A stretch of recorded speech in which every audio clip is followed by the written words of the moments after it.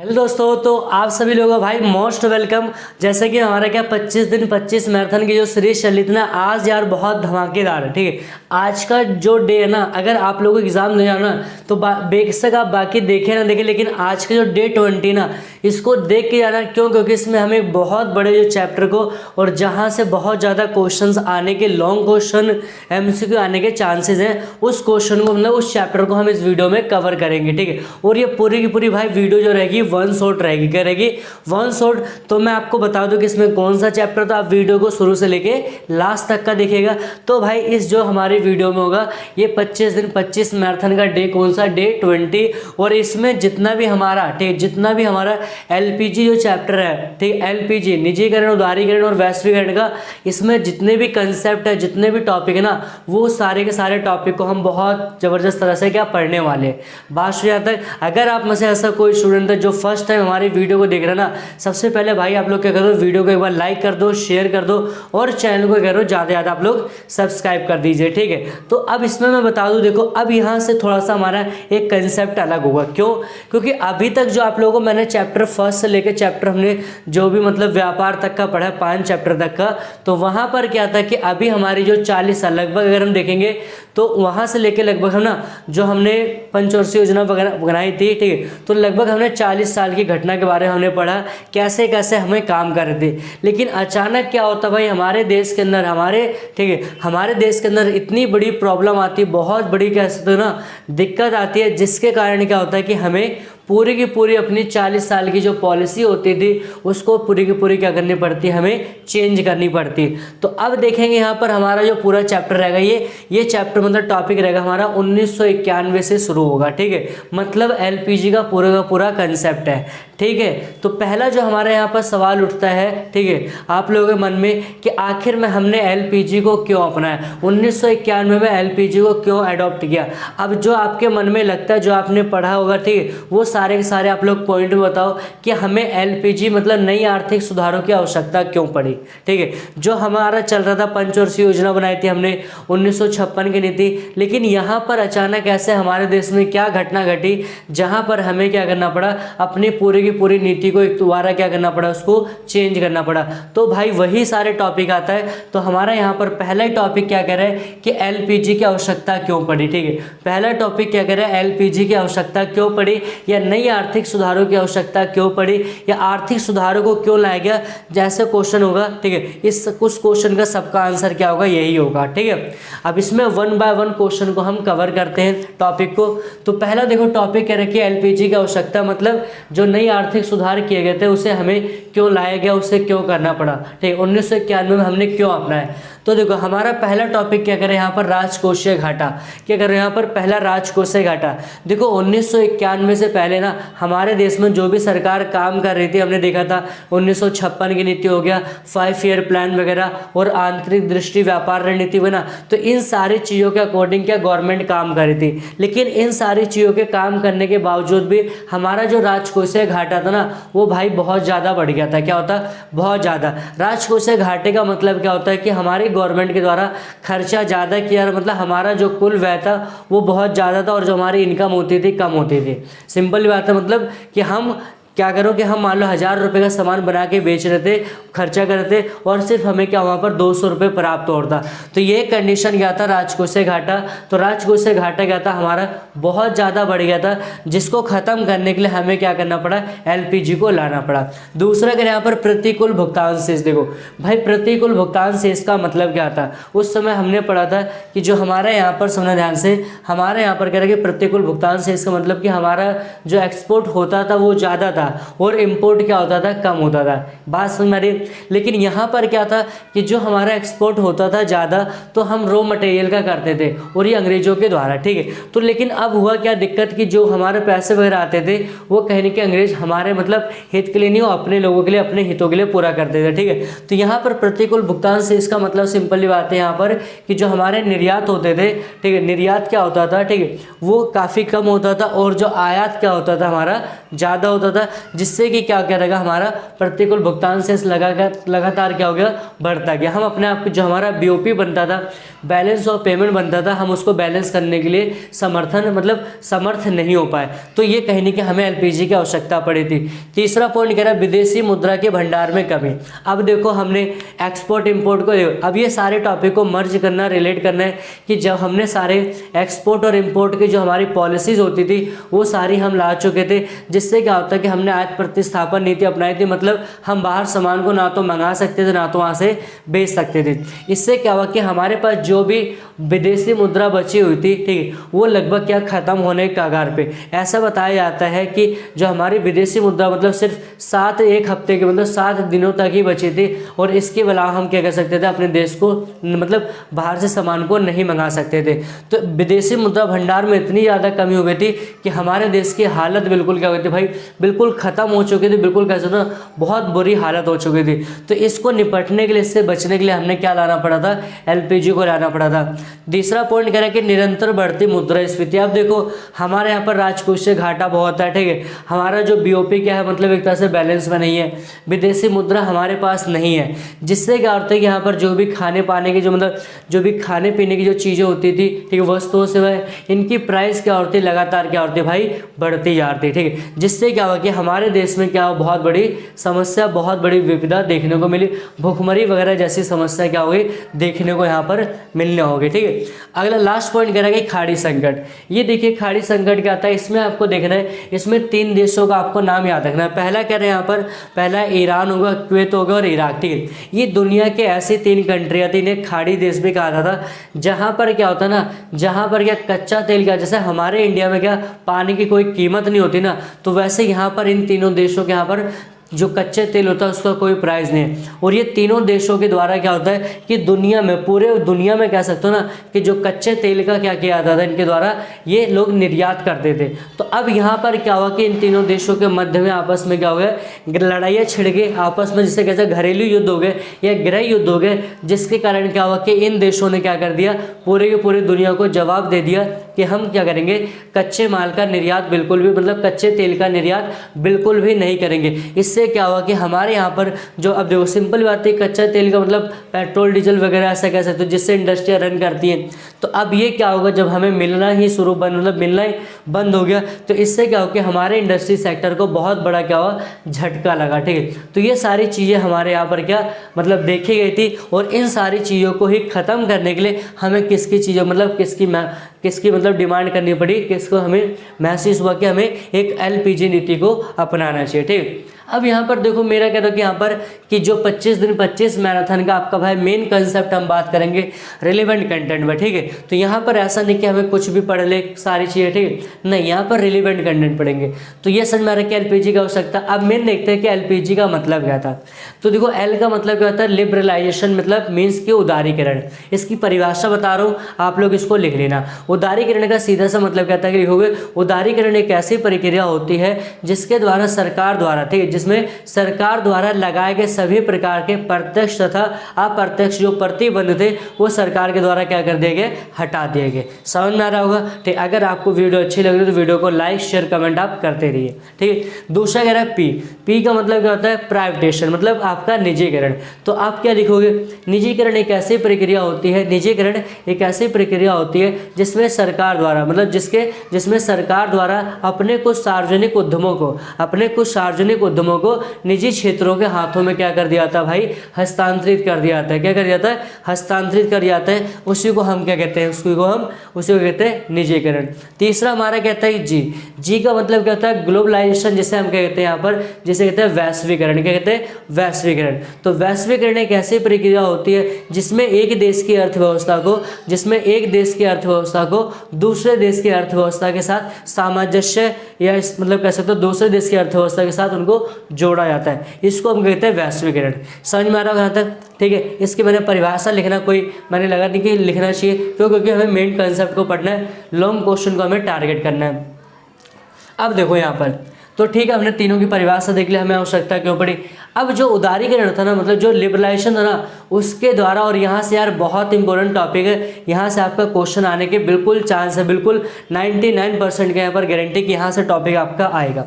तो कह रहे कि और मतलब उदारीकरण के द्वारा ऐसे कौन कौन से सुधार किए गए थे, ठीक, उदारीकरण के द्वारा क्या क्या सुधार किए गए। तो यहाँ पर जो एलपीजी में से सबसे जो बड़ा कंसेप्ट है ना आपका लिबरलाइजेशन का उदारीकरण के द्वारा, तो उदारीकरण के द्वारा टोटल भाई कितने 5 सुधार किए गए थे, और मैं कह रहा हूँ 5 के 5 सुधारों को मैं आपको इस वीडियो में पढ़ाऊंगा।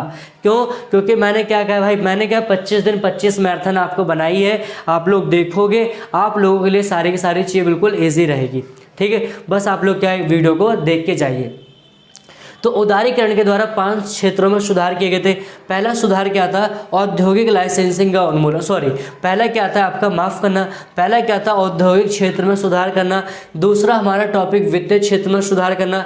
तीसरा राजकोषीय क्षेत्र में, और चौथा विदेशी विनिमय में। पाँचवा क्या था हमारा, व्यापार या भारी क्षेत्र संबंधित। ये पाँचों का पाँचों देखना, लेकिन अभी हम देखेंगे पहला टॉपिक हमारा औद्योगिक क्षेत्र में क्या सुधार किए गए थे। ये वेरी इंपॉर्टेंट टॉपिक है भाई, इसको लिख लेना, इसको छाप लेना, और आप लोग वीडियो इसका मतलब वो जो व्हाइट बोर्ड है इसका स्क्रीनशॉट लेना, ठीक है, क्योंकि यार इसका इंपॉर्टेंट बहुत है, ये आपको बहुत ज़्यादा मार्क्स आपको दे के जाएगा, ठीक है। तो अब इनके हम देखते हैं। पहला देखो कह रहा है कि औद्योगिक क्षेत्र संबंधित सुधार में पहला पॉइंट कह रहा है औद्योगिक लाइसेंसिंग का उन्मूलन, ठीक है। अब अगर भाई मैंने आप लोगों को 1956 की नीति पढ़ाई थी, तो उसमें अगर आपने देखा होगा ना, तो वहाँ पर 3 पॉइंट उन्होंने विशेषता बता रखी। पहला औद्योगिक लाइसेंसिंग, ठीक, तो वहाँ पर क्या बताया जाएगा, अगर आप उद्योग खोलोगे लाइसेंस वगैरह लेना पड़ेगा, उत्पादन को बढ़ाओगे लाइसेंस लेना पड़ेगा, ऐसे कैटेगरी थी। तो अब यहाँ पर कह रहा है ना कि आपको अगर किसी प्रकार की इंडस्ट्री खोलना ना, तो आपको किसी प्रकार के लाइसेंस की लेना आवश्यकता नहीं, सिर्फ 5 उद्योगों को छोड़कर।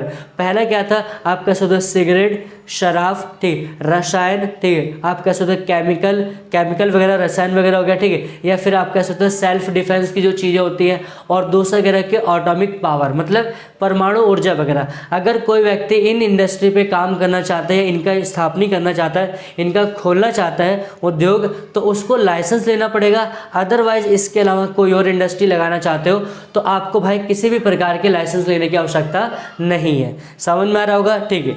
दूसरा पॉइंट कह रहा है उत्पादन क्षेत्र से संबंधित आरक्षण का उन्मूलन। अब देखो यहाँ पर मैंने आपको पढ़ा रखा होगा 1956 की नीति में, अगर याद होगा, तीसरा पॉइंट औद्योगिक रियायतें, तो वहाँ पर कुछ छूट दी गई थी। तो यहाँ पर क्या कर दिया गया, औद्योगिक क्षेत्र संबंधी सुधार में, कि अगर कोई भी इंडस्ट्री है ना, ठीक है, उसको किसी भी प्रकार का कोई आरक्षण वगैरह नहीं दिया जाएगा, सारी इंडस्ट्रियाँ क्या रहेगी, सेम रहेगी, सभी को इक्वलिटी के साथ रखा जाएगा। तो ये उसमें बताया गया था। तीसरा पॉइंट कह रहा है उत्पादन क्षेत्र का विस्तार। देखो पहले क्या था कि दूसरे पॉइंट में कि अगर आप एक उद्योग को लगाओगे तो लाइसेंस लेना पड़ेगा, दूसरा अगर आप प्रोडक्शन को बढ़ाओगे तो लाइसेंस लेना पड़ेगा, समझ में आ रहा है। लेकिन अब यहाँ पर कर दिया गया कि अब आपको क्या करना है, अगर आपका जितना मर्जी प्रोडक्शन करो उसके लिए आपको सरकार से किसी भी प्रकार का कोई लाइसेंस लेने की आवश्यकता नहीं है। और चौथा पॉइंट क्या कह रहे हैं, पूंजीगत वस्तुओं की आयात की स्वतंत्रता। पूंजीगत वस्तुओं की आयात की स्वतंत्रता, पहले ऐसा हुआ था कि आयात प्रतिस्थापन नीति थी, लगाई गई थी, तो उससे के द्वारा क्या आयात को रोक दिया गया था, ठीक है। लेकिन अब क्या कर दिया गया सरकार के द्वारा, ठीक है, सरकार के द्वारा कि अब आप किसी भी प्रकार की कोई भी वस्तुओं सेवाओं की, ठीक है, किसी भी प्रकार की पूंजीगत वस्तुओं का बाहर से क्या कर सकते हो, आप उसको मंगा सकते हो, आप उसका आयात कर सकते हो। समझ में आ रहा है। दूसरा सुधार हमारा क्या कहता है, वित्तीय क्षेत्र सुधार, ये भी उदारीकरण के द्वारा किया गया था। इसमें कह रहा है कि आरबीआई की भूमिका में परिवर्तन। भाई पहले ऐसा हुआ करता था कि जो आरबीआई था ना, तो बहुत ज़्यादा क्या था, स्ट्रिक्टेड था, मतलब बहुत ज़्यादा क्या था, स्ट्रिक्ट था, बहुत ज़्यादा उसकी जो प्रोसेस हार्ड थी, मतलब एक तरह से नियमायक, क्या था, नियमायक, ठीक है, नियमायक, ठीक है। तो लेकिन अब क्या कर दिया गया आरबीआई की भूमिका में कि जो आरबीआई है, ठीक है, बहुत ज़्यादा जो वहाँ रेगुलेटेड था, अब एक तरह से वो क्या करे, फैसिलिटेटर बना दिया गया, मतलब एक सहायक के रूप में क्या परिवर्तन किया गया। तो मतलब कि जो भी कमर्शियल बैंक होगा, अगर उसमें कोई दिक्कत आती है, कोई प्रॉब्लम आती है, तो आरबीआई करेगा, उनकी हेल्प करेगा। लेकिन पहला क्या था, ऐसा नहीं था।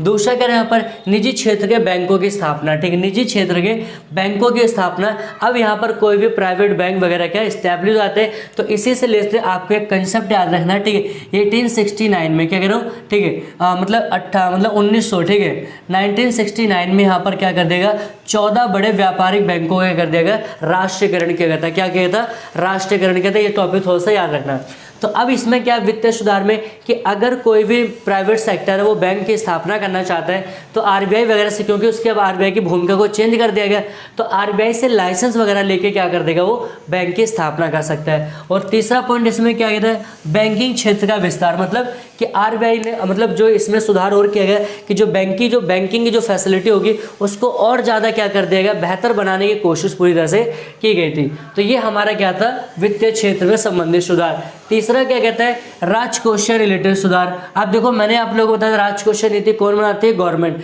तो यहाँ पर सुधार बस क्या कहता, प्रत्यक्ष और अप्रत्यक्ष, क्योंकि पहले ऐसा हुआ करता था ना, 1991 से पहले ना टैक्स लेती थी गवर्नमेंट, लेकिन लोगों को टैक्स का जो कैसा टैक्स का ना फॉर्मेशन नहीं पता था कि किस प्रकार का टैक्स होता है, टैक्स को भरने के रूल रेगुलेशन क्या होता है, मतलब किसको कितना टैक्स भरना चाहिए। तो ऐसा कोई मतलब गवर्नमेंट के द्वारा कोई एक तरह से एक्सप्लेन्ड कोई नीति नहीं बनाई गई थी, ठीक है। इससे क्या होता है, लोग टैक्स से बचने के लिए क्या होता है, टैक्स वगैरह नहीं भरते थे। लेकिन यहाँ पर सुधार क्या कर दिया गया राजकोषीय के द्वारा कि टैक्स को चेंज करके थी। पहला क्या बता दिया गया, प्रत्यक्ष कर, दूसरा अप्रत्यक्ष। अब प्रत्यक्ष कर का मतलब क्या होता है, सिंपल बात है इसमें कि जिस व्यक्ति के ऊपर टैक्स लगाया जाएगा पे भी कौन करेगा, वही व्यक्ति, उसको क्या नाम देगा था, प्रत्यक्ष कर। और दूसरा क्या था, अप्रत्यक्ष कर का मतलब क्या था, अगर मतलब इस पे जैसे अगर लगेगा मेरे ऊपर भरोगे आप, मतलब जो भी हम जैसे मार्केट वगैरह हो गया या जो भी हम खाने पीने की चीज़ें खरीदते हैं ना, तो उसके ऊपर जो भी इनडायरेक्ट टैक्स होता है ना, उसको हम क्या कहते हैं, अप्रत्यक्ष कर के कहते हैं, उसको अप्रत्यक्ष करके कहते हैं, उसको अप्रत्यक्ष कर, ठीक है। तीसरा चौथा पॉइंट हमारा चौथा सुधार क्या किया गया था, विदेशी विनिमय सुधार। देखो विदेशी विनिमय, क्योंकि हमारा क्या था, विदेशों से पूरी तरह से कनेक्शन क्या हमने अपने आप को काट लिया था, मतलब वहाँ से अपने आप को हटा दिया था। तो अब यहाँ पर सुधार किया गया, पहला मुद्रा का अवमूल्यन। देखो अवमूल्यन का मतलब क्या होता है, डेप्रिशिएशन। क्या कहते हैं, डेप्रिशिएशन। इसका सीधा सा मतलब क्या होता है कि जब एक देश की गवर्नमेंट के द्वारा अपने देश की वैल्यू को, अपने देश की मुद्रा के मूल्य को डाउन किया जाता है, गिराया जाता है, तो उसी को हम क्या कहते हैं भाई, मुद्रा का अवमूल्यन। उसी को हम क्या कहते हैं, मुद्रा का अवमूल्यन, ठीक है। दूसरा अगर यहाँ पर कि अब देखो यहाँ पर जो यहाँ पर फॉरेन एक्सचेंज रेट होती है, मतलब विदेशी विनिमय दर होगी ना, तो उसका निर्धारण कौन करेगा, उसका निर्धारण बाजार की मांग और पूर्ति। बट पहले क्या होता था, पहले किसके द्वारा डिसाइड होती थी, ये WTO के द्वारा। किसके द्वारा होती थी, WTO के द्वारा। तो विदेशी विनिमय का अगर कॉन्सेप्ट आएगा तो आपको ये 2 पॉइंट है, आपको एक्सप्लेन करके आना। और जो हमारा उदारीकरण के द्वारा क्या है, लास्ट जो सुधार किया गया था वो क्या है, व्यापार, ठीक है, मतलब बाहरी क्षेत्र संबंधी सुधार, जिसमें पहला पॉइंट क्या था, आयात शुल्क में कमी। मतलब हमने आयात के लिए पॉलिसी बनाई थी, ठीक है। तो अब वहाँ पर अगर कोई व्यक्ति मतलब कोई भी चीज़ को हम इंपोर्ट करते हैं तो वहाँ पर जो शुल्क देते हैं, जो टैक्स देते हैं ना, उसको क्या कर देगा, डिक्रीज कर देगा, उसको कम कर देगा। और निर्यात शुल्क हटाना, मतलब जो भी अगर हम यहाँ से सामान दूसरे कंट्री में भेजते थे तो अब वहाँ भी जो भी मतलब शुल्क वगैरह जो भी टैक्स वगैरह पे करने होते थे उसको हमने पूरी तरह से क्या कर दिया गया, समेट दिया, पूरी तरह से खत्म कर दिया गया। दूसरा पॉइंट क्या है, कोटा मात्रा की। पहले क्या था भाई कि बनाया गया था कि वहाँ पर, ठीक है, प्रशुल्क वगैरह, ठीक है, मैंने आपको पढ़ाया था प्रशुल्क, गैर प्रशुल्क वगैरह। तो वहाँ पर क्या था पहले कि आयात करने की मात्रा के लिए भी आपको टैक्स इसको फिक्स कर देगा, उसका कोटा डिसाइड कर दिया था। लेकिन अब इसको भी क्या कर देगा, पूरी तरह से हटा दिया गया था। और यहाँ पर तीसरा पॉइंट क्या है, आयात लाइसेंस प्राप्त करने में आसानी। अब देखो अगर मान लो कोई देश है, ठीक है, अगर कोई भी मतलब कह सकते हो कोई भी उद्यमी एंटरप्रेन्योर अगर वो किसी चीज़ को इंपोर्ट करना चाहता है तो उसको लाइसेंस लेना पड़ता था। और बहुत पहले जो लाइसेंस लेने की जो प्रोसेस थी बहुत टफ थी, किसके लिए, इंपोर्ट के लिए। लेकिन अब इस प्रोसेस को क्या कर देगा, काफ़ी ईजी कर दिएगा, काफ़ी ईजी कर दिया गया। तो हमने सारे देख लेते हैं। अब यहाँ पर एक हमारा छोटा सा जो टॉपिक होता है PSU की अवधारणा, मतलब अधिक स्वायत्तता, ठीक है। इसमें क्या होता है कि अब देखो हमने सुधार किया तो हमने क्या होता है कि देखा कि हमारे देश में कंपनियां बहुत तेज़ी से ग्रो कर रही थी, ठीक है। तो जो कंपनियां क्या होती है कि बहुत तेज़ी से जिनकी ग्रोथ मतलब ग्रोइंग रेट थी या बहुत तेज़ी से जिन्होंने ग्रोथ प्राप्त की थी, तो उन कंपनियों को क्या नाम दिया गया था, महारत्न। क्या दिया गया था, महारत्न, ठीक है। तो ये महारत्न की संख्या कितनी है, ये 13। जैसे एग्जाम्पल दे रहे, जैसे भेल हो गया, मतलब BHEL हो गया, सेल हो गया, गेल हो गया, NTPC, तो इनको किसका दर्जा दिया गया था, महारत्न का, ठीक है। और फिर उसके बाद हमारा आता है कि जिनकी ग्रोथ थी लेकिन थोड़ा सा स्लो थी, तो उसको क्या नाम दिया गया था, उसको नवरत्न दिया गया था। और जिसका नाम क्या था यहाँ पर, मतलब जिनकी संख्या क्या थी, 14। और इसमें एग्जाम्पल के तौर पर IOC, OIL और MTN और BSNL, ये क्या आती है हमारी नवरत्न की कंपनियाँ थी। और उसके बाद जो हमारा आता है यहाँ पर मिनी रतन का, कह रहा हूँ मिनी रतन का, जिन्होंने मतलब शुरुआती के थे, स्टार्टिंग के थे, तो उनकी जो संख्या थी 74। और इसमें एग्जाम्पल जो लेट मतलब जो नई कंपनियाँ आई थी, तो जैसे कि आपका AII, ठीक है, और फिर BDNL और IRCTC, ठीक है। तो ये टॉपिक आपको यहाँ पर ध्यान रखना है। और देखो इसके बाद थोड़ा सा एक कंसेप्ट आता है कि व्यापार और, ठीक है, सीमा शुल्क महासंधि, ठीक है, जिसको गैट कहते गैट। इसकी स्थापना कब हुई थी? 1948 में। अब देखो ये था क्या, तो पहले क्या होता था कि जो हमारा जो विश्व मतलब जो अंतर्राष्ट्रीय व्यापार होता था, तो उस व्यापार को कंट्रोल करने के लिए, उस व्यापार को मैनेज करने के लिए क्या बनाया गया था?